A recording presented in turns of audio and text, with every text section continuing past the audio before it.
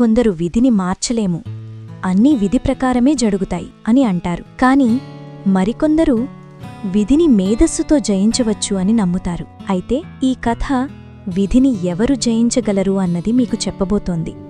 ఒకవేళ మీరు మీ జీవితంలో కష్టపడిన వారైతే, నా విధి ఇంతేనేమో అని బాధపడుతున్నవారైతే ఈ కథ మీలో ఒక పెద్ద మార్పు తీసుకురాగలదు. చాలా కాలం క్రితం మతీష్యం అని ఒక దేశముండేది. ఆ దేశాన్ని మత్స్యసేనుడు అనే ఒక రాజు పాలించేవాడు. ఈ రాజు చాలా వీరుడు. ఎన్నో యుద్ధాలు చేసి ఎన్నో విజయాలను సాధించాడు. కాని ఒకరోజు అతనికొక విచిత్రమైన కోరిక కలిగింది. ఈ ప్రపంచంలో ఏ యుద్ధంలోనూ ఓడిపోని రాజని ఒక్కడుంటే అది నేనే అయ్యుండాలి అని నిర్ణయించుకున్నాడు. దానికి మార్గమేదైనా ఉందా అని ఆలోచించాడు. కాని అతనికి ఏ మార్గమూ తోచలేదు. అందుకే తన మంత్రిని పిలిచి అడిగాడు, నేను ఏ యుద్ధంలోనూ ఓడిపోకూడదంటే ఏమి చెయ్యాలి అని అడిగాడు. ఆ మంత్రి కొద్దిసేపు ఆలోచించి ఆ మహారాజుకు ఒక ఆలోచన చెప్పాడు. మహారాజా, నాకొక రహస్యం తెలుసు. మన రాజ్య సరిహద్దులో ఉన్న ఒక అడవిలో ఎవరూ వెళ్ళని ఒక ఖాళీ ఆలయం ఉంది. ఆ ఆలయంలో 13 సంవత్సరాలకోసారి వచ్చే పౌర్ణమి రోజున ఎవరైనా ఒక్కడు ఒంటరిగా వెళ్లి యాగం చేస్తే కాళీదేవి ప్రత్యక్షమయ్యి వారు అడిగే వరాన్నిస్తుంది అని చెప్పాడు. మీరెందుకు ఆ యాగం చేయకూడదు అని అన్నాడు. ఈ ఆలోచన రాజుకు చాలా నచ్చింది. ఆ రాజు అదృష్టమేమో కాని ఆ పౌర్ణమి తరువాత 4 రోజులకే వచ్చింది. దాంతో ఖచ్చితంగా ఆ యాగం చెయ్యాలని రాజు నిర్ణయించుకున్నాడు. అతను ఒంటరిగా ఆ అడవికి వెళ్లాడు.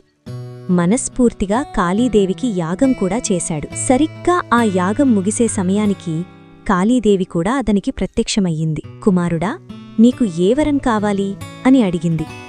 రాజు వెంటనే కాళీదేవత దగ్గర చెప్పాడు, నేను చేసే ప్రతి యుద్ధంలో నాకే విజయం రావాలి అని అడిగాడు. కాళీదేవి కాసేపు నిశ్శబ్దంగా ఆలోచించింది. మహారాజా, యుద్ధంలో జయమనేవి సహజం. అవి ఏ ఒక్కరికీ సొంతం కాదు. అలా వరం ఇవ్వటం సహజ నియమాలకు విరుద్ధం అని చెప్పింది. కాబట్టి ఈ వరం నేనివ్వలేను అని నిరాకరించింది. రాజు చాలా నిరాశపడ్డాడు. అతని ముఖం దిగులుగా మారింది. దేవి, నేను ఇంత కష్టపడి యాగం చేస్తే ఈ చిన్న వరం కూడా మీరివ్వడం కుదరదా అని రాజు అన్నాడు. అది విన్న కాళీదేవికి కనికరం కలిగింది. సరే, అయితే నేను నీకు వేరే వరం ఒకటిస్తాను. ఒక మాయ అద్దాన్ని అతనికిచ్చింది. ఈ అద్దం నీకు నిజం చెబుతుంది అని చెప్పింది. నువ్వు ఏ రాజ్యంతో యుద్ధం చేయాలనుకున్నా ఆ రాజ్యం పేరు, రాజు పేరు చెప్పి ఈ యుద్ధంలో నేను గెలుస్తానా ఓడిపోతానా అని అడిగితే ఈ అద్దం నిజం చెబుతుంది అని చెప్పింది. రాజు చాలా సంతోషించాడు. పోనీ వరమైనా దొరకలేదు, మాయ అద్దం దొరికింది. నేను గెలిచే యుద్ధాలని ఎంచుకుంటే ఎప్పుడూ నేనే గెలుస్తాను కదా అని అనుకున్నాడు. అతను దాన్ని తీసుకుని తన రాజ్యానికి తిరిగి వచ్చాడు. ఇప్పుడు ఆ రాజు అన్ని రాజ్యాల జాబితాను తయారు చేశాడు. ప్రతి రాజ్యాన్ని అద్దాన్ని అడిగి గెలిచే యుద్ధాలని ఎంచుకున్నాడు. ఇప్పుడు తను ఏ రాజ్యాల మీద యుద్ధం చేస్తే విజయం వరిస్తుందో ఆ రాజ్యాలకు ఒక లేఖను పంపించాడు. అందులో యుద్ధం చేసే ప్రదేశం, సమయం, అన్ని వివరాలు పంపించాడు. మొదట్లో అన్ని రాజ్యాల యొక్క రాజులు ధైర్యంగానే యుద్ధానికి వచ్చారు. కాని తర్వాత ఏమైంది తెలుసా? అతను చేసిన ప్రతి యుద్ధంలోనూ అతనికే విజయం సాధించాడు. కాని కొన్ని రోజులకు ఒక పెద్ద సమస్య వచ్చింది. అతనితో యుద్ధం చెయ్యడానికి ఎవ్వరూ ముందుకు రాలేదు. అందరూ భయపడి ముందుగానే లొంగిపోయారు. మొదట్లో మత్స్యసేనకి చాలా ఆనందంగా ఉండేది. అందరూ తర్వాత కాళ్ల దగ్గర పడి ఉన్నారు అని. కాని కొన్ని రోజుల తర్వాత రాజు ఆలోచించడం ప్రారంభించాడు. తను ఎందుకు ఆశపడ్డాడు అంటే తను ఎక్కువ యుద్ధాలు చేసి అన్ని యుద్ధాలను తనే గెలిచి తనే గొప్ప మహారాజు అని అనిపించుకోవాలని. కాని ఇప్పుడు ఎవ్వరూ యుద్ధానికి అంగీకరించడం లేదు. ఇలా అయితే నేను ఎప్పుడూ మహావీరుడని పేరు గడిస్తాను. నేను నిజంగా వీరుడినా లేదా అందరినీ భయపెట్టి గెలిచేవాడినా అని ఎవ్వరితో యుద్ధం చెయ్యాలి, ఎలా తన వీరత్వాన్ని నిరూపించాలి? ఇక మీదట అతనికి యుద్ధం చేసే అవకాశం కూడా రాకపోతే భవిష్యత్ తరాలు ఏమనుకుంటాయి? ఇతను నిజంగా యుద్ధాలు చేసి ఈ పేరు సంపాదించాడా లేక అందరినీ భయపెట్టి ఈ పేరు తెచ్చుకున్నాడా? ఈ ఆలోచనలతో మళ్లీ ఒకసారి తన మంత్రిని పిలిచి సలహా అడిగాడు రాజు మత్స్యసేనుడు. ఆసారి కూడా మంత్రి ఒక గొప్ప ఆలోచన చెప్పాడు. ఇప్పటివరకు మన రాజ్యానికి లోబడని దేశాలన్నింటినీ ఒక పెద్ద జాబితాగా తయారు చేద్దాం. ఆ జాబితాను మాయా అద్దం దగ్గరకు తీసుకెళ్లి ఏ దేశంతో యుద్ధం చేస్తే విజయం వస్తుందో తెలుసుకుందాం. తర్వాత ఆ దేశాలన్నింటికీ ఒక రథాన్ని పంపుదాం. ఆ రథం ఎలా ఉంటుందో తెలుసా? ఆ రథంలో రాజు మత్స్యసేనుడి యొక్క విగ్రహం ఉంటుంది. ఆ విగ్రహం చుట్టూ ఒక తెరతో కప్పి ఉంచుతారు. అలాగే ఆ రథంతో పాటు ఒక వ్యక్తిని పంపిస్తారు. అతను దండోరా వేస్తూ జనాల దృష్టిని ఆకర్షిస్తాడు. ఆ రథం ప్రతి దేశానికి వెళ్లి ఆ దేశపు రాజమందిరం ముందు ఆగుతుంది. అప్పుడు ఆ దండోరా వేయువాడు గట్టిగా అరుస్తాడు, ఈ దేశపు రాజా విను, ఈ రథంలో మా రాజు మత్స్యసేనుడి యొక్క విగ్రహం ఉంది. నీవు నిజంగా ధైర్యవంతుడివైతే బయటకు వచ్చి ఈ తెరను తొలగించి మా రాజు ముఖాన్ని చూడు. కాని ఒక విషయం గుర్తుంచుకో, ఆ విగ్రహం ముఖాన్ని చూసినవాడు మా రాజుతో యుద్ధం చేయడానికి సిద్ధంగా ఉండాలి. నీకు ధైర్యం లేకపోతే బయటకు వచ్చి ఈ విగ్రహాన్ని చూడవద్దు. ఇప్పుడు కాసేపు ఆలోచించండి. ఒక రాజ్యపు రాజభవనం ముందు ఇలా ప్రకటిస్తే అది అందరి కళ్లలో పడుతుంది కదా. అప్పుడు రాజు బయటకు వచ్చి విగ్రహాన్ని చూడకపోతే ప్రజలు అతన్ని పిరికివాడని అనుకునే అవకాశముంది. అందుకే భయపడి అయినా రాజు వచ్చి ఆ తెరను తీసి విగ్రహాన్ని చూస్తాడు. ఒకసారి చూసిన తర్వాత తిరిగి వెనక్కి తగ్గలేడు.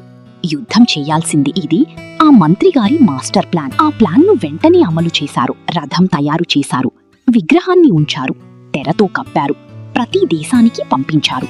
కాని ఎవరూ ఆ తెరను తీసి విగ్రహాన్ని చూడటానికి సిద్ధం కాలేదు. ఇలాంటి సమయంలో చివరికి ఆ రథం పత్తిర దేశం అనే ఒక రాజ్యానికి చేరుకుంది. ఆ దేశాన్ని పాలిస్తున్న రాజు పేరు వీరభద్రుడు. కొద్ది కాలం క్రితమే అతను సింహాసనంపై కూర్చున్నాడు. కాని మత్స్యసేనుడు చేస్తున్న పనులు అతనికి అస్సలు నచ్చలేదు. ఎవరూ ఎదురు చెప్పడం లేదు కాబట్టి ఇలా చేస్తున్నారు అని అనుకున్నాడు. ఏం జరిగినా సరే నేనే ముందుగా వెళ్లి ఆ విగ్రహాన్ని చూస్తాను అని నిర్ణయించుకున్నాడు. అతను రథం దగ్గరకు వెళ్లి తెరను తొలగించి విగ్రహాన్ని చూశాడు. రాజా, నీతో యుద్ధం చెయ్యడానికి నేను సిద్ధం అని ధైర్యంగా చెప్పాడు. యుద్ధం ప్రారంభమైంది. ఈ వైపు మత్స్యసేనుడుకు భయం లేదు. ఎందుకంటే మాయా అద్దం అతనికి విజయం వస్తుందని చెప్పాని వీరభద్రుడికి మాత్రం ఓటమి అవకాశాలు ఎక్కువ. అయినా అతను వెనక్కి తగ్గలేదు. ప్రాణమున్నంత వరకు ప్రయత్నం ఆపకూడదు అన్న నమ్మకంతో పోరాడాడు. యుద్ధం తీవ్రంగా సాగింది. రెండు వైపులా ఘోరమైన పోరాటం. ప్రాణాలు పోయినా సరే విజయం సాధించాలనే తపన. చివరికి మాయా అద్దం చెప్పినదానికి విరుద్ధంగా మత్స్యసేనుడిపై ఉన్న భయాన్ని దాటి వీరభద్రుడే విజయం సాధించాడు. ఎన్నో సంవత్సరాల తర్వాత మత్స్యసేనుడు ఓడిపోయాడు. అతన్ని చెరసాలలో బంధించారు. కాని అతని మనస్సులో ఒకే ప్రశ్న, మాయా అద్దం చెప్పింది ఎందుకు తప్పింది? దానికి సమాధానం కోసం కాళీదేవిని ప్రార్థించాడు. ఒక రాత్రి కాళీదేవి ప్రత్యక్షమయ్యింది. నీకు ఏమి సందేహం అని అడిగింది. మత్స్యసేనుడు అడిగాడు, వీరభద్రుడు ఓడిపోవాలి, అదే అతని విధి. కాని ఎలా గెలిచాడు? అప్పుడు కాళీదేవి చెప్పింది, విధి ఎంత బలమైనదైనా ఒక మనిషి దగ్గర మాత్రం అది మారుతుంది. ఎవరంటే విధి తెలిసినా కూడా చివరి వరకు ప్రయత్నం ఆపనివాడి దగ్గర. అందుకే వీరభద్రుడి విధి కూడా మారింది. అవును, ప్రయత్నాన్ని ఎప్పుడూ వదలకండి. నీ విధిని మార్చే శక్తి నీ ప్రయత్నంలోనే ఉంది. దీనిని నేను ఇప్పుడు చెప్పలేదు, ఎప్పుడో చెప్పారు. దైవం సహకరించకపోయినా ప్రయత్నం తన ఫలితాన్నిస్తుంది. మీ ప్రయత్నం కొనసాగించండి.